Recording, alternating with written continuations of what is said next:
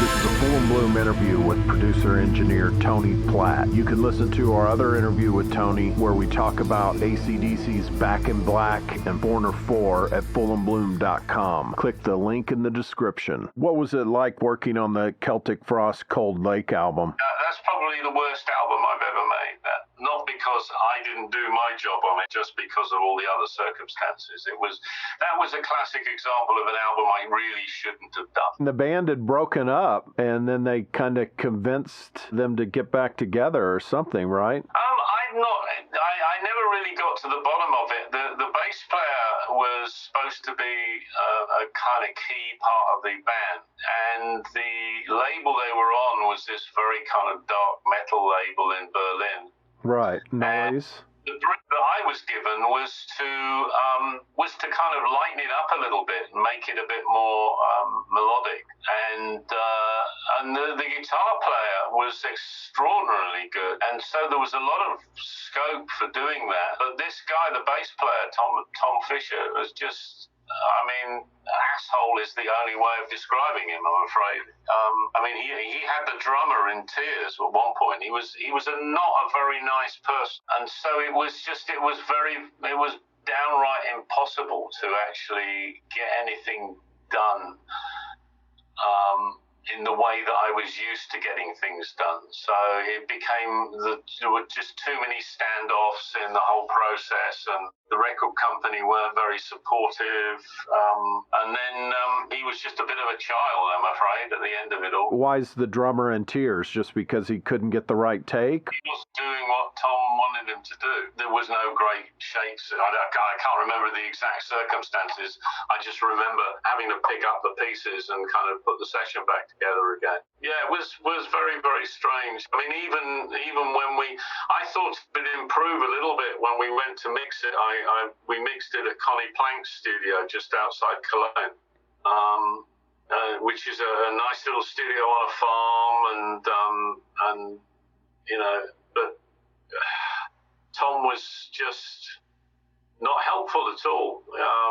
He wouldn't kind of come out of his shell and engage in the process. I think what had happened was that the record company had told him that this record was going to get made and it was going to get made this particular way. He'd argued with them or not, but he just decided he didn't want to do it and dug his heels in. You have the distinction of doing their only glam record. It's so funny because we had like their records prior to this, and then I can remember when that came out and that Cherry Orchards, and oh my God, we thought that was hilarious that they had glammed out like that. And of course, I think it's one that they wish didn't exist. Well, it's a strange thing, you see, because what they did was they put all these young boys into the band. I mean, the band was, I'd assumed that this was a kind of a conscious effort to change.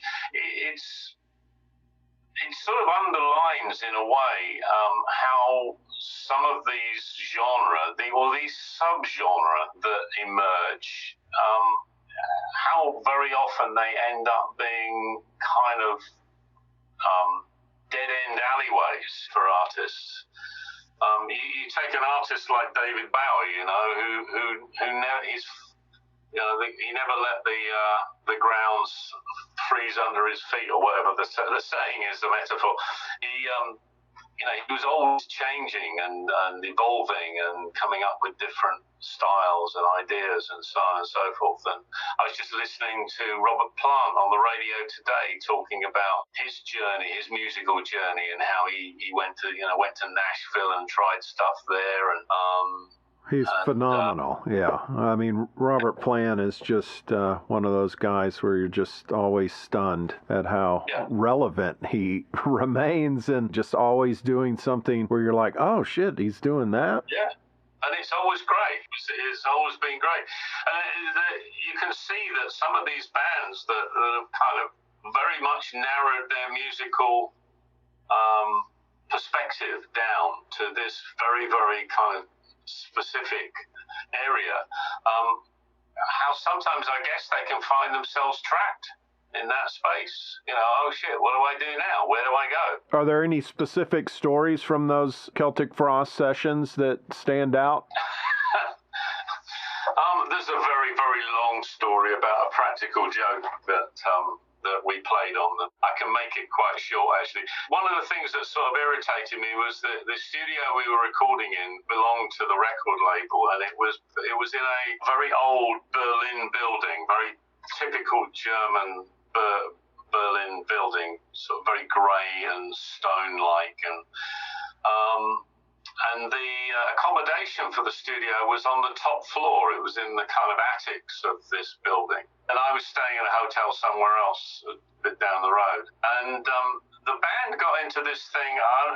They went through some very strange kind of phases during the recording of the album. And they started, for some reason or other, getting very drunk after the session had finished and trashing the place, just kind of throwing food around and leaving the place in an absolute tip. And then the women that came in to clean the following morning were getting progressively more and more pissed off about this. And it ended up with the studio manager saying, look, you need to have a word with the band about this. So I was sort of broached the subject and said, look, this is really not very good. It's very disrespectful to the people that have to do the cleaning. And their viewpoint was, but this is rock and roll. This is what people do in rock and roll. And I said, well, that's not entirely the case, actually. The Who used to have a rule that you don't trash anything unless you can pay for it, which was quite a reasonable rule to have. Sure. And I said, this isn't good stuff. And I think it was Tom Warrior said, he said, well, it's just a practical joke. I said, well, no, that's not a practical joke. A practical joke is when you play a trick on somebody and make them do something that they wouldn't normally do. And he said, he was his usual, better or whatever it may be. And I said, well, it is. I tell you what, before the end of the sessions, I'll play a practical joke on you and show you what a practical joke is. So we carried on, and a couple of days later, I just happened to say, this building that the studio was in used to be part of the German, during the war, it was part of the German Ministry of War. And all around the building were gargoyles that were like German airmen and Navy and Army. So it was a slightly dark building in that particular respect, and absolutely cavernous. And I just happened to say, I said, has anybody seen the apparition? He said, what do you mean? I said, well, apparently there's this German stormtrooper who sometimes appears going up and down the corridors or on the roofs. It was apparently some guy that fell off the roof and during the war and everything. And everybody's been telling stories about it. And that's all I said. I didn't say anything else. And then over a couple of days, these guys started building the story. It started to build out of control, and they started seeing things. I mean, to the point where they were putting flour on the windowsills outside the kitchen windows to see if they could pick up footprints. And so they were imagining all sorts of stuff. And then the day before we were due to finish, I got together with the American assistant at the studio, and we made a tape which was probably about 2 hours long, but it had large spaces of nothing, and then things like marching, that type of marching, and then rattling of metal and things, and sort of whining noises like that, but in deep echo. And they would just come out every now and then, these. And the band all used radios with their amplifiers. They didn't like to use cables. They all used radios. So what we did was we got two of their amplifiers and we put one in a disused lift shaft at one end of the building and the other one in an old stairwell at the other end of the building. And we put a Revox in the studio manager's office, and we set these transmitters to transmit to the receivers on top of each of the amplifiers. And this was when the band had all gone out to get something to eat. So we said at the end of that day, well, let's go out and go to a couple of bars. It's Berlin, 24-hour city. So we went to a couple of bars, and Drew, the assistant, and I kind of snuck away at about 1 o'clock in the morning, went back to the studio and switched the amplifiers on and turned the tape recorder on. And about 2 hours later, the band got back, and of course there were all these weird noises and things going on. So apparently it scared the living daylights out of them. And the one mistake that we'd made was that we didn't go back and switch the amplifiers off, because in the morning they all stayed in their rooms until daylight. They were so scared. And after daylight, they got up and they were in the kitchen and they were talking about, well, what did you hear that? And what did you hear? And so on and so forth. And somebody switched the light on and they heard a bang. One of the amplifiers went bang. So they went looking for this and they found the two amplifiers with the radios.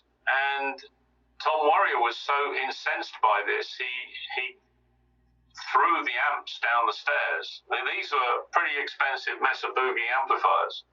And trashed the radios on both of the amplifiers, so they completely wrecked his own equipment. We went in there and there was no sign of anybody, and I mean, he was absolutely totally incensed and pissed off that we played this joke on him. He didn't see that this was truly a practical joke because we'd made him trash his own amplifiers, which was not something he would normally do. Everybody else in the band saw the funny side of it eventually, but he never did. And you never even said, now that's a practical joke. Oh yeah, I did, but he wasn't having anything of it. He was How long did that album take to record? Oh, it wasn't a huge amount of time. I think I was in Berlin for maybe 2 or 3 weeks tops. I think the mixing was about 10 days, 10 to 14 days. Oh, okay. That's hysterical. Anything else to that? Any other story that you remember that we'd be missing out on? Well, I did. I must admit, by then I kind of I was on a roll. So I did play one more practical joke on him. Oh, please tell. This is a quicker story. One of the notable things about him was his obsession for Burger King. He pretty much, I mean, the food at Connie's studio was absolutely amazing. It was all made by Connie's. I mean, Connie was dead by then, but his wife made amazing food, and Tom Warrior wouldn't eat it. It was all Burger Kinging for him. So when we left Connie's studio at the end of the whole thing, I think he was kind of bracing himself for another practical joke. But he was flying back to Switzerland, but I think he had to go via Frankfurt. So he had to fly Cologne, Frankfurt, and then Frankfurt, Geneva, or wherever he was going. And so knowing that he didn't like any food that was even vaguely strange, I phoned up and changed his meal preference to... I think it was vegetarian Hindu for the flight. This was for the flight from Frankfurt to Switzerland. Just knowing that when they turned up and said, Mr. Fischer, here's the meal that you ordered, and it was Hindu vegetarian. That he'd have to sit there and say, oh no, he's done it to me yet again. It's too bad you didn't get to see that reaction. Yeah, well, sometimes that's the beauty of the... Right. You can imagine, how it must have been. But yeah, I mean, I think he's not been very nice about me in any of the interviews that he's done on that album. And I still, actually, the guitar player, the really nice guy, he works in graphics. He's very successful in graphics. He's contacted me a couple of times. Tom Warrior was really appalling to him as well, and he knew that it was all Tom's fault that he was so bad. So. Were they looking kind of glam when they came into the studio? Not especially, no. Well, like the band were much more glam than Tom Fischer was, but he was definitely confused.